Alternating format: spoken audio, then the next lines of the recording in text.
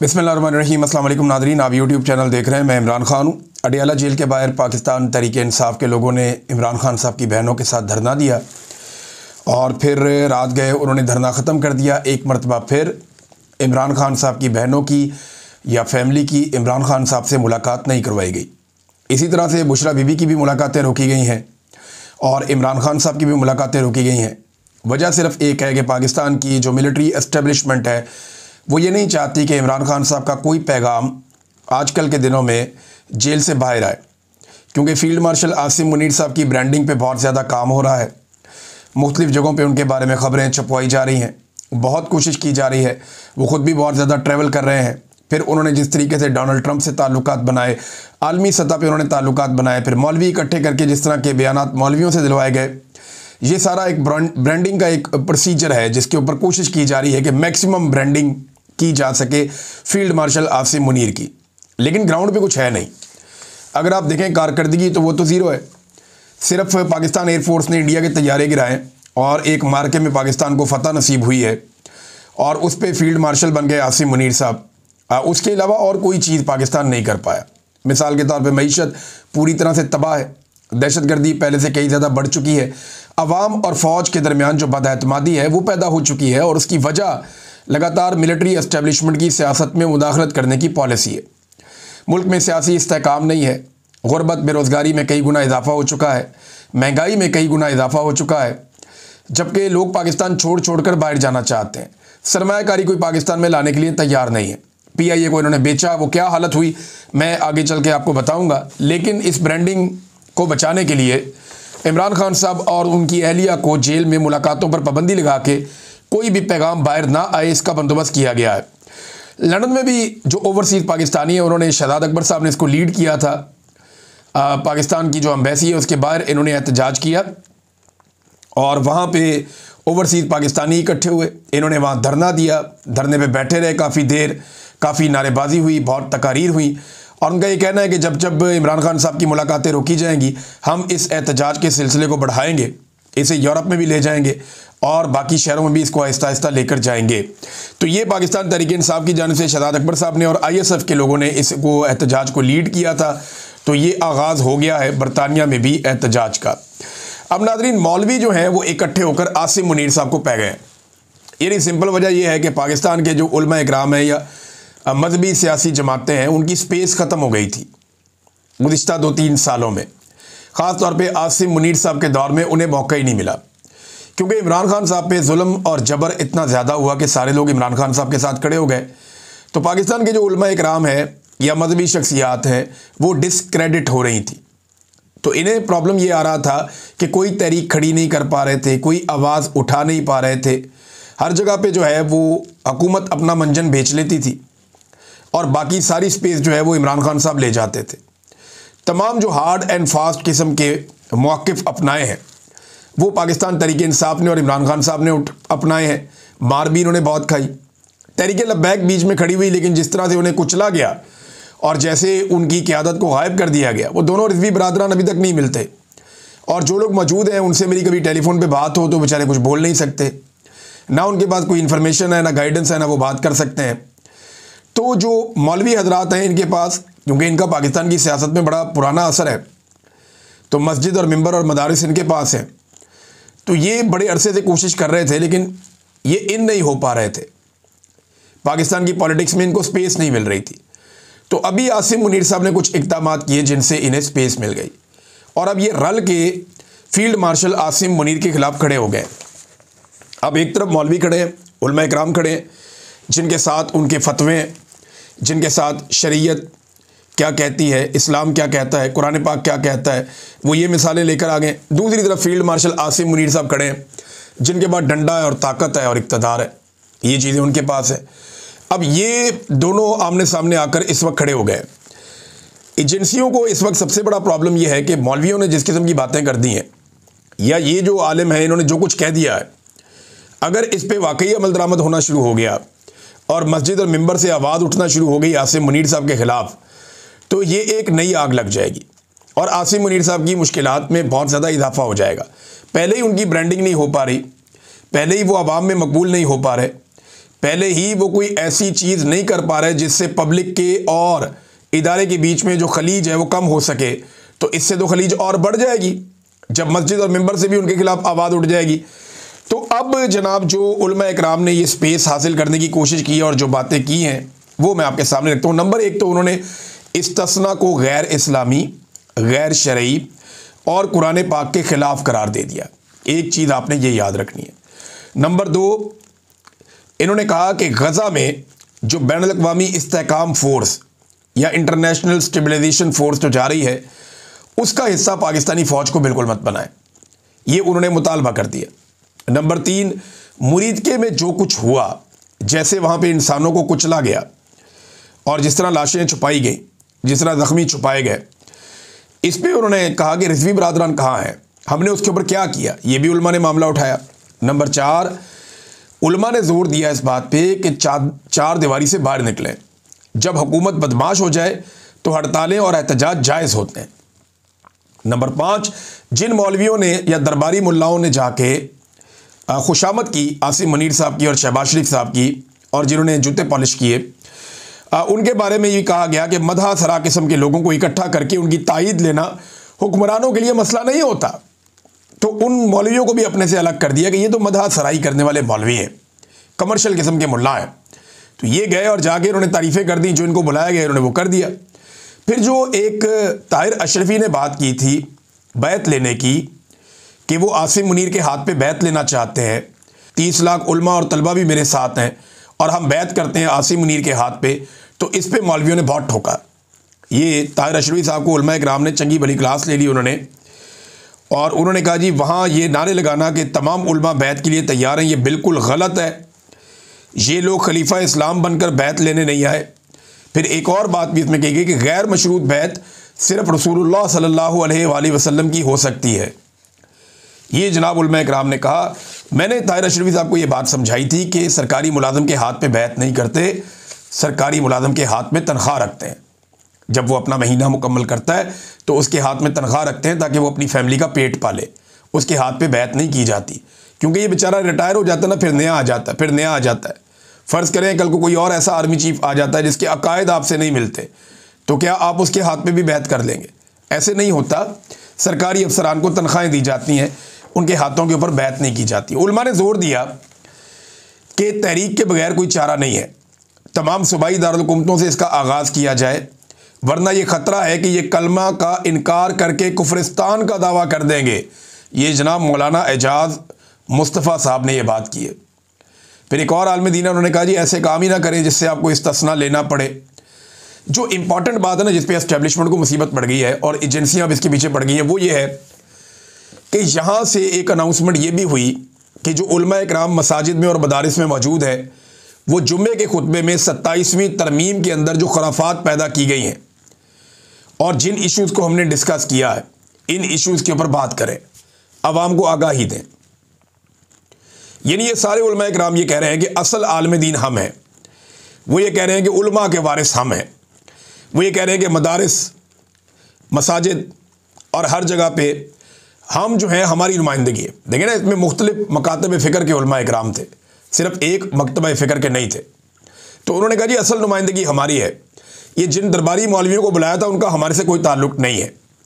तो एक तो हम डिसोन करते हैं जो कुछ वहाँ पे किया गया, दूसरा वो कह रहे हैं मसाजिद को और मदारिस को कि मिंबर पे बैठ के उलमा इकराम 27वीं आईनी तरमीम के ख़िलाफ़ आवाज़ उठाएं और वो ये बताएं कि जनाब क्या गलत हुआ। अब किन मामलात पे आवाज़ उठाई जाएगी? गज़ा में फ़ौज भेजने के हवाले से, ये जो ताहयात इस्तिस्ना है इसके हवाले से, जो जुल्म और ज़्यादती पाकिस्तान में हो रही है इसके हवाले से। तो अब उलमा इकराम को जो है वो आवाज़ उठानी पड़ेगी। अब मुसीबत ये पड़ गई है एजेंसियों को कि किस तरीके से इस तनकीद को रोका जाए, क्योंकि अगर एक जुम्मे में तनकीद हो गई ना और हर मस्जिद में इसकी रिकॉर्डिंग्स हो गई तो फिर ये सिलसिला रुकेगा नहीं। फिर आसिम मुनीर साहब ने जो एक मज़हब का पूरा एक अपने ऊपर, क्योंकि वो कहते हैं और कहलवाते हैं लोगों से कि मैं हाफ़िज़ कुरान हूँ, बार बार कुरान पाक पढ़ते भी हैं और बहुत इस्लामी मिसालें और अहादीस की मिसालें भी वो देते हैं, जो बड़ी अच्छी बात है, लेकिन उस पर अमल दरामद भी होना चाहिए ना। सबसे पहले तो ख़ुद अमल दरामद करना चाहिए। दूसरों को आप कहें कि ये नहीं करना और ख़ुद आप वो करें तो फिर तो लोग आपकी बात नहीं मानते। अल्लाह ताला कुरान पाक में कहते हैं तुम वो कहते ही क्यों हो जो तुम नहीं करते। तो अल्लाह रब्बुल इज़्ज़त भी इससे नाराज़ हो जाते हैं। तो ये अब अगर ये उलमा इकराम ये शुरू कर देते हैं तो बड़ी मुसीबत बन जाएगी। नाज़रीन, आपको याद होगा कि मैंने जिस दिन ये इस्तिस्ना वाला मामला हुआ था ना, उस दिन मैंने 2 बातें की थी, और मैंने पहले दिन ये 2 बातें की थी। लोग बहुत मायूस थे, मैं जिसको भी मिलता था पाकिस्तानी बहुत मायूस थे। मैं था इधर यूरोप में था, शायद जर्मनी में था उस वक्त में। बहुत सारे लोग मिले, बहुत मायूस थे, बेशुमार लोगों के टेलीफोन आए, बहुत मायूस थे। मैं बड़ा खुश था। मैंने वो वीलॉग भी अगर आप निकाल कर देखें उस वक्त, तो मैंने ये उस वक्त कहा था, और जो वहाँ मेरी 1-2 तकारीर हैं उनमें भी मैंने कहा था। नंबर 1 कि ये डर गए, यानी अगर कहीं पे कोई शक और शुबा बाकी था कि इमरान खान से ये डरते हैं, तो आज इस्तिस्ना लेने के बाद उसके ऊपर मोहर लगा दी कि वाकई में ये पाकिस्तान की आवाम से और इमरान खान से डरते हैं, इसीलिए इन्हें इस्तिस्ना लेना पड़ गया। नंबर 1 तो मैंने ये कहा था। मुझे आज बड़ी खुशी है, मुझे पता चल गया कि जिसके साथ फटा है पाकिस्तानियों का वो डरपोक है। नंबर 1। नंबर 2, मैंने उलमा इकराम से उसी दिन, पहले ही दिन ये रिक्वेस्ट की थी, क्योंकि मैं छोटा मोटा दीन का भी तालिब इल्म हूँ, थोड़ी बहुत कोशिश करता हूँ, थोड़ी बहुत, और बहुत बहुत ही छोटे लेवल के ऊपर अपने तौर पे। मैं आलिम दीन नहीं हूँ, बहुत ही कमज़ोर आदमी हूँ, बहुत छोटा सा तालिब इल्म हूँ मैं दीन का। तो वो जितनी मुझे समझ आई ना पहले दिन, वो यही आई कि ये इसकी कोई गुंजाइश नहीं हो सकती इस्लाम में। मैंने तब चंद मिसालें भी दी थी, और मैंने उलमा इकराम से ये दरख्वास्त की थी उस वक्त। ये 2 महीने होने वाले इस बात को जब मैंने ये रिक्वेस्ट की थी, लगभग 1.5-2 माह हो गए। मैंने उस वक्त ये रिक्वेस्ट की थी कि जनाब, क्या ये शरीयत और इस्लाम के नुक्ता नज़र से जायज़ है इस्तिस्ना लेना? तो उलमा इकराम ने बड़ी लंबी खामोशी इख्तियार की। बहरहाल सबसे पहले मुझे अच्छी तरह याद है इस पे स्टेटमेंट मुफ्ती तकी उस्मानी साहब को और फिर आहिस्ता आहिस्ता बाकी लोगों का आया था। तो अब बड़ा खुल के उलमा इकराम इसके ऊपर बोले, तो बड़ी अच्छी बात यह है। 2 चीज़ों का मैंने रिक्वेस्ट की थी, उसी वक्त बता दिया था। एक, मैंने कहा था कि खौफ अब दिखाई देना शुरू हो गया है, ये इस्तिस्ना ये कहानी सुना रहा है। दूसरा, मैंने कहा था कि ये इस्लाम के मुताबिक नहीं है, और आज उलमा इकराम ने उसके ऊपर मोहर लगा दी कि वाकई ये गैर इस्लामी है। नादरीन, ये तो हो गया मौलवियों का मामला। एजेंसियों को मुसीबत पड़ी हुई है, मौलवियों को रोके कैसे?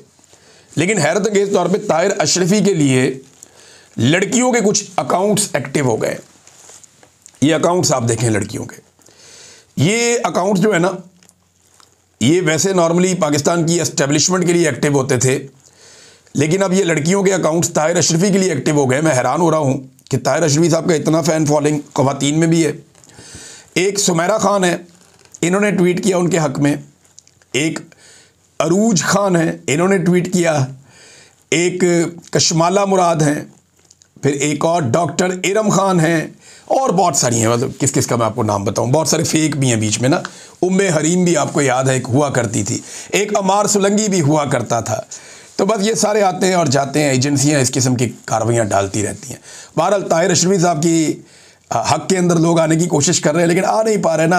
अब ताहिर अशरफी बेचारा कैसे जस्टिफाई करेगा पाकिस्तानी फ़ौज को गाज़ा में भेजने को? कैसे जस्टिफाई करेगा? सवाल पैदा होता है ना, कैसे जस्टिफाई करेगा? दूसरा, ताहिर अशरफी ताहयात इस्तिस्ना को कैसे जस्टिफाई करेगा? कैसे? हाउ इज़ इट पॉसिबल कि वो इसको जस्टिफाई कर दे? वो इन चीज़ों को जस्टिफाई कर ही नहीं सकता, बेचारा फंस गया मौलवी। और अब वो यानी इसलिए कहते हैं ना कि एक लिमिट के अंदर आदमी को रहना चाहिए, ज़्यादा जूते पॉलिश नहीं करने चाहिए। अब Nadreen, army chief field marshal ने इनकी एक और वीडियो जारी करवाई गई लीबिया से। उसमें उन्होंने कहा कि 7 से 8 शानदार मुस्लिम ममालिक को गुज़िश्ता 20 सालों में एक के बाद एक तबाह बर्बाद किया गया। आज कोई कानून की हुक्मरानी नहीं है, जंगल का कानून है, जिसकी लाठी उसकी भैंस है, और जालिम कोई और है।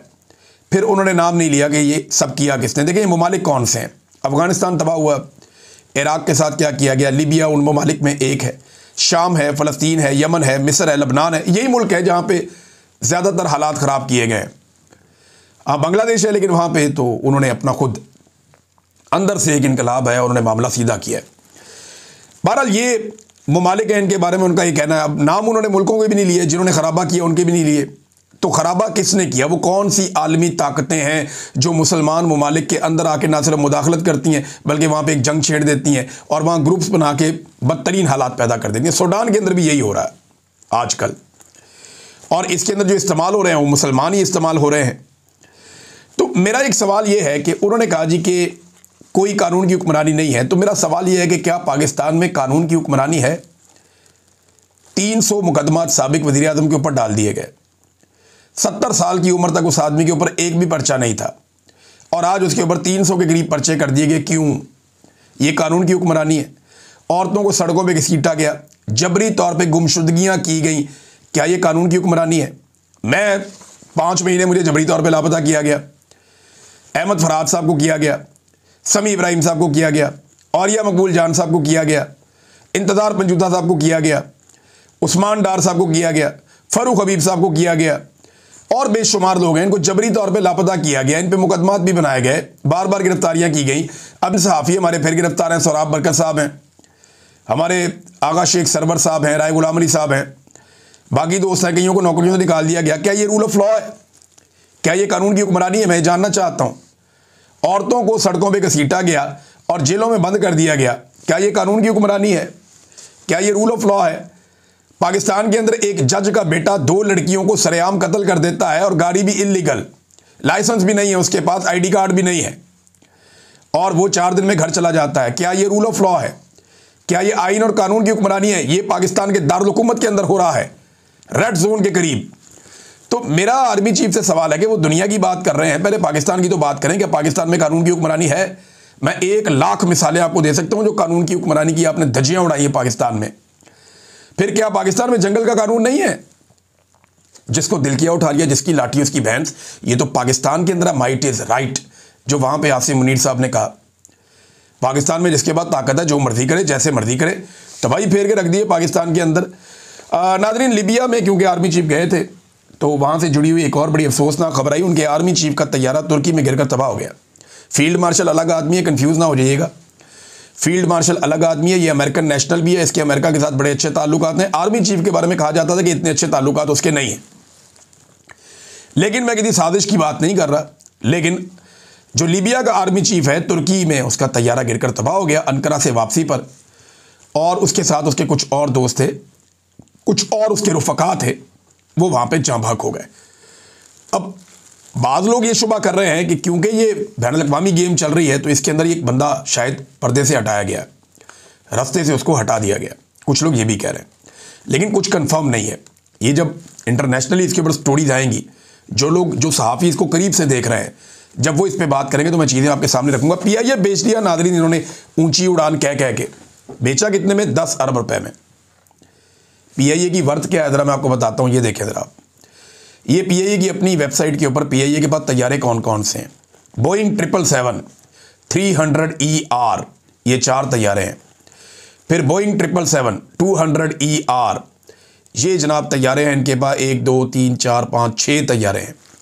फिर बोइंग 777 240LR, 2 तैयारे ये भी हैं।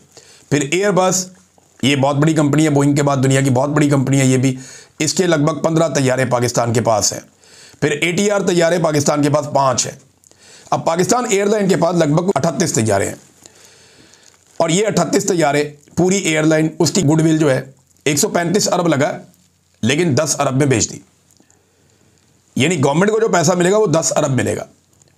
बाकी जो 125 अरब है, जो 92.75% बनता है, 92.5% जो बाकी की अमाउंट है, वो अमाउंट उन्हीं के पास रहेगी जिन्होंने खरीदा है, और वो उस पैसे को अपनी नई कंपनी यानी PIA के ऊपर खर्च करेंगे और उसको बेहतर बनाएंगे।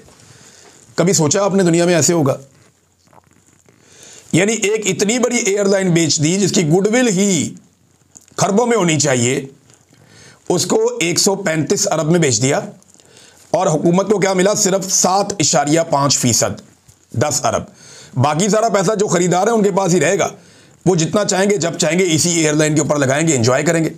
और ये पूरा एक कंसोर्शियम है जिसमें वो कहते हैं जी हम वेलकम करते हैं फौजी फर्टिलाइजर को भी। अब सवाल ये पैदा होता है कि 38 तैयारे, आपको पता है जो बोइंग का एक तैयारा है ना, एक नया तैयारा अगर आप बोइंग का ले लें या एयरबस कंपनी का आप एक नया तैयारा ले लें, उससे कम कीमत में इन्होंने पूरी एयरलाइन ही बेच दी।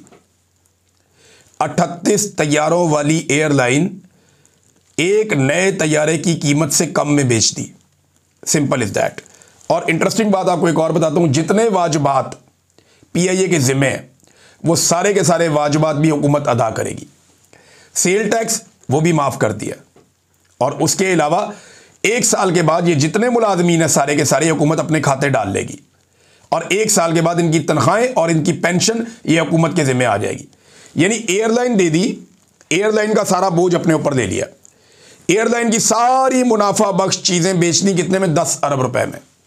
अगर इस तरह बेचनी थी ना तो दुनिया के बेशुमार लोग इसको खरीदने के लिए आ जाते।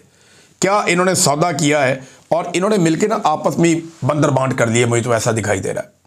पूरी दुनिया इस सौदे के ऊपर हैरान हो रही है कि इस किस्म का सौदा कौन करता है। यानी जितने में पीआईए बेची है, इससे ज़्यादा पैसों की तो फायरवॉल लगा ली थी पाकिस्तान में। जितने में पीआईए बेच दी, इतने की तो सड़क एक बनती है पाकिस्तान में। भाई जितने की पीआईए बेच दी है, इतने की तो बस कंपनी नहीं बनती। पूरी की पूरी पीआईए उठा के बेच दी और वो पैसा उन्हीं के पास रहेगा। वो जब चाहेंगे इस्तेमाल करेंगे, जितना चाहेंगे इस्तेमाल करेंगे, और 90 दिन के अंदर अगर वो चाहें तो बाकी बचा हुआ 25% पीआईए भी खरीद सकते हैं।